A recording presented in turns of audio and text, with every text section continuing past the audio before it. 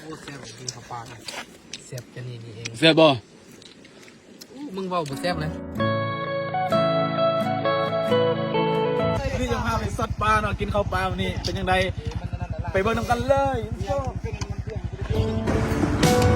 Yes sir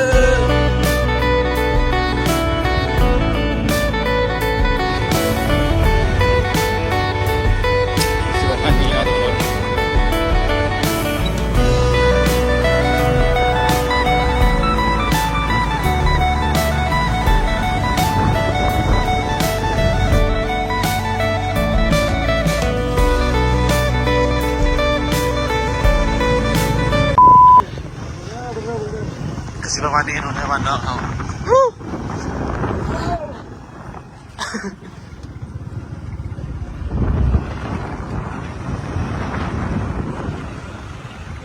เอากินข้าวปลาโดยเนาะหมู่บ้านรับแลเนาะก็สิประมาณนี้เนาะไปเบิ่งนำกันเลยโฆษณาครับ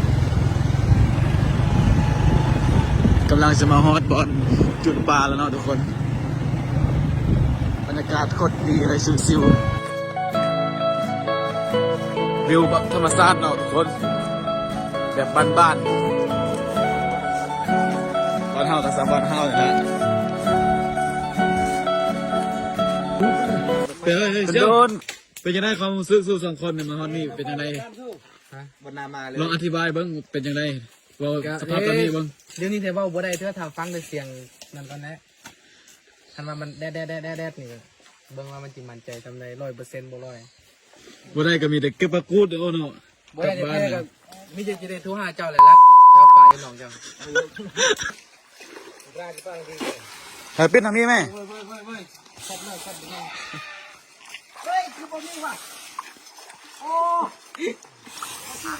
เที่ยวไปอีกยังบ่ได้เถอะ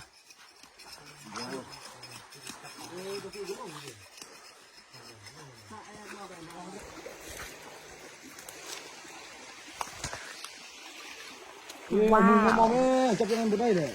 มันก็บ่ลงไปเว้าหลายนอกบางนี้มันมีแต่ปากก็ซื้อในบักฮานี่เฮ้ยไอ้ตำรวจ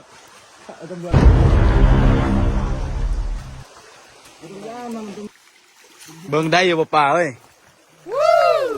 ใช่แล้วปรากฏว่าไม่มีปลาเลยว้าวมันรู้จับกองไหมก็เลือกกันเด้อตัวผูกงามๆนี่ตัวนี้บ่แพงตัวนี้น่ะจอยได้นึงมันขาดอาหารนิดนึงเลยเอาตัวนี้นะ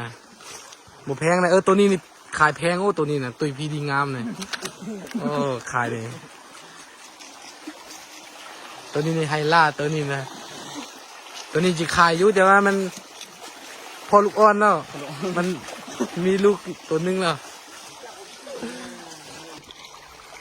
ยานได้บุได้เขากล้องบานนี่ก็โอ้ตะแซ่บเลยทุกคือเลยเนาะนั่งกับย่างเป็นขี้เมียงนั่นแหละจอกสุดท้ายเลยไปบนไปที่ซอกไปส่งสการทำชีวิตบ่วันมันก็จีฮอดบ่สงการปีนี้เบิ่งตามทรงสภาพมันขายทุกเพื่อนสนใจมาเอาด้วน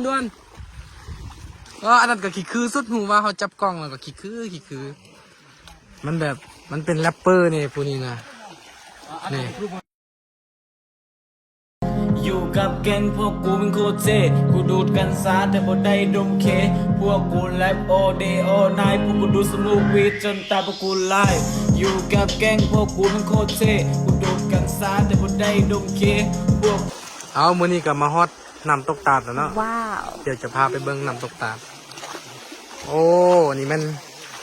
คุณรูนางอัวน้ำตกตาดคุณรูนางอัวต้องกินโอ้โคตรใจเลยเป็นยังไงความรู้สึกมาเห็นน้ำตกตาดนี่สัมภาษณ์ดูเป็นจังไดเป็นนำออกจากโมไปติ๊กโมติ๊กไปมาทางบ้านทุกเนาะโมติ๊กเป็นเชือกกันตองค่ำเลยค่ำคือจะเป็นเชือกกันตองก็คืออะไรมันเนาะมากินเลยซีมเบิ้งเนาะซีมเบิ้งคุณให้เราซีมเนาะบ้านเราอยู่มอเนี่ยเป็นยังกับไปฮอดบ้านทัน อ๋อคือว่าเห็นแรปเปอร์มาเก็บผักว่ะเบิ่งไปสัมภาษณ์เบิ่งดูเบิ่งกล้องเลยดู บรรยากาศเบาบิ๊กบ้านเบาบิ๊กวันก็สิประมาณนี้เนาะทุกคน อันนี้มันบ้านเราเด้อเพื่อนเราอยู่เทิงมันแหละ บรรยากาศอยู่ธรรมชาติแบบชิวๆเลยถ้าอยากมาเล่นก็มาได้เด้อมันน่าสิพา มาได้จ้องตัวมาได้เด้อมันจะมีรถไฟมาฮอดมกซุกเลย สนามบินอยู่เชิงบ้านเนาะ สนามบินก็มี รักสัญญาณก็มีแต่ว่าใส่ข้ามได้จะมีรีสอร์ทมีทั้ง รีสอร์ทเน้นบอกได้ดูรีสอร์ทอยู่แถวใด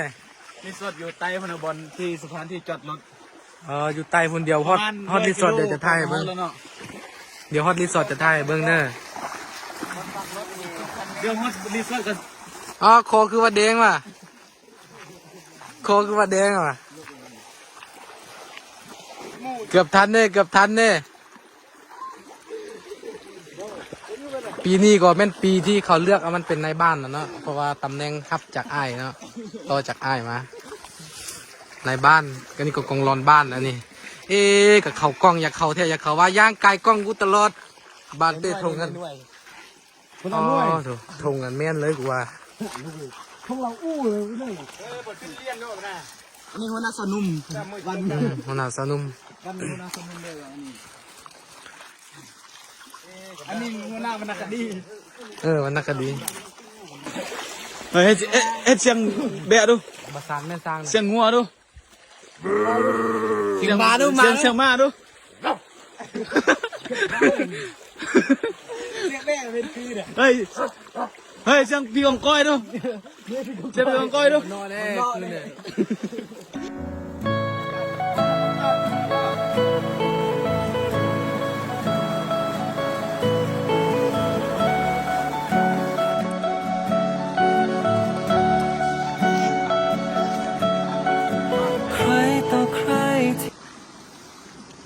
มันก็ตักป้อรถน่ะ ได้ไล่ใช่ปะ หลายเต้หลายลาปาน ตับควาย ตับบ่วันไอ้นี่นะ บุกินเลยเปล่าอย่างนั้น เฮ็ดเด็กควายกินได้กินเป็นควายอะไรเนี่ย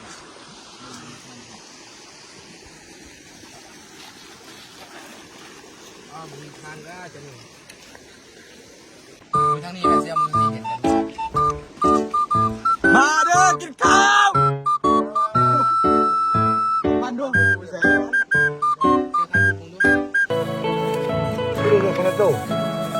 อยู่ใต้ดงน่ะสำนี้แหละมีความสุขน้ำมูน้ำคู่ บาดอีกใครต่อใครเสียบจะนี่เอง เสียบ่ มึงบอกเสียบเลย บรรยากาศบ้านกล้องเนาะ ครับ ต้องให้ภาษาเลย โอ้นี่โอ้